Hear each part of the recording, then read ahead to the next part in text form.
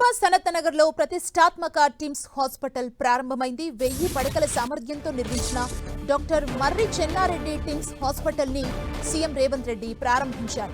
TIMS hospital ని 1126 కోట్ల భారీ వ్యయంతో నిర్మించారు.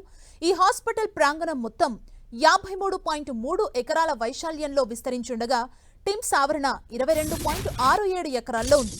హాస్పిటల్లో మొత్తం 1082 బెడ్లున్నాయి. వైద్య సేవల కోసం 37 డిపార్ట్మెంట్లు ఉండగా మొదటి విడతలో 28 డిపార్ట్మెంట్లను పూర్తి స్థాయిలో అందుబాటులోకి తీసుకొస్తున్నారు. వీటిలో 11 super speciality, 11 broad speciality, 6 diagnostic and support departments ఉన్నాయి. మిగిలిన 9 డిపార్ట్మెంట్లను రెండో విడతలో ప్రారంభించనున్నారు. టిమ్స్ హాస్పిటల్ ని ప్రారంభించిన అనంతరం ఇక్కడ అందించే వైద్య సేవల గురించి వైద్యుల్ని అడిగి తెలుసుకున్నారు సీఎం రేవంత్. హాస్పిటల్ మొత్తం కలియ తిరుగుతూ గదులు, ల్యాబ్లను పరిశీలించారు.